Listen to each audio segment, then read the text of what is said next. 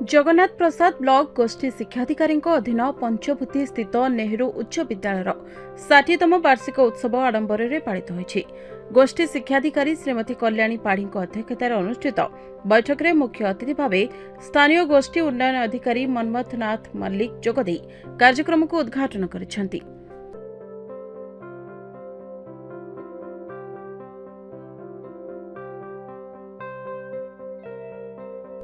मुख्य वक्ता भावे आंचलिक उच्च माध्यमिक विद्यालय अध्यक्ष नृसिंह चरण प्रधान, सम्मानित अतिथि भावे कंधमाल सांसदों प्रतिनिधि महेन्द्र कुमार पंडा, उपाध्यक्ष रंजित कुमार पात्र, स्थानीय सरपंच श्याम घन सेठी, गोष्ठी शिक्षाधिकारी कल्याणी पाढ़ी, प्रधान शिक्षक विनोद बिहारी पात्र, अतिरिक्त गोष्ठी शिक्षाधिकारी शिवांचल जानी, परिचालना सदस्य आदिकंद साहू प्रमुख मंचासीन रहिथिले। कार्यक्रम प्रारंभ कार्यक्रम आवाहक तथा प्रधान शिक्षक विनोद बिहारी पात्र वार्षिक विवरणी पठन करथिले। परे छात्र छात्री द्वारा लिखित मैगजीन सृष्टि पुस्तिका को मंचासीन अतिथि मानक द्वारा उन्मोचन करा जायतिला। विनोद बिहारी पात्र नेहरू हाई स्कूल पंचभूतिर प्रधान शिक्षक।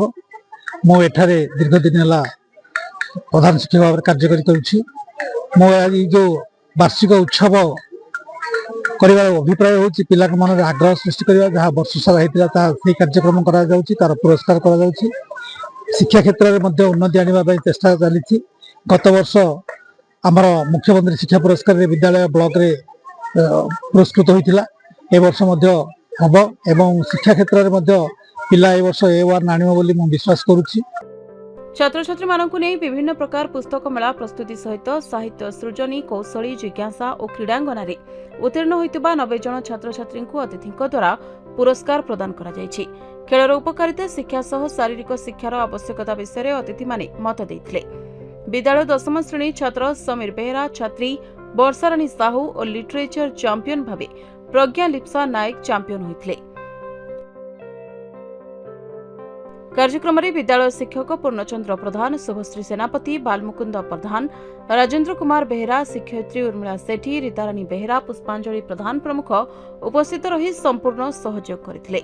छात्र छात्री मानकु नै संध्यारे सांस्कृतिक कार्यक्रम करा जायतिबा बेले शिक्षक पूर्णचंद्र प्रधान मंच परिचालना और शिक्षयित्री शुभश्री सेनापति धन्यवाद अर्पण करथिले। विद्यालय 60तम वार्षिक उत्सव पालन करूची। विषय मत मुख्य अतिथि भाव आमंत्रित करथिले।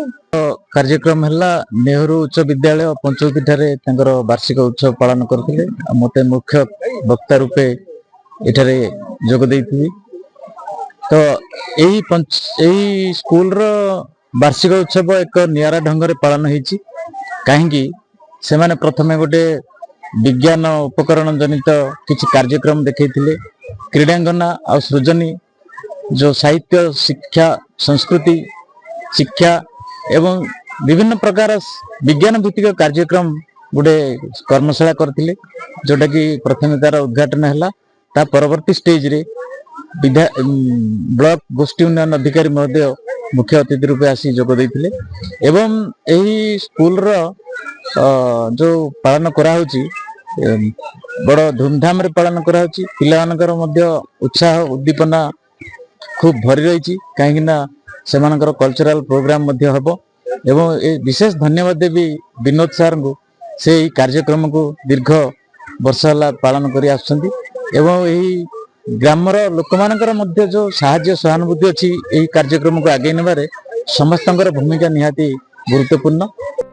गंजाम जिला प्रतिनिधि चित्तरंजन गंधायत को रिपोर्ट तदंत न्यूज।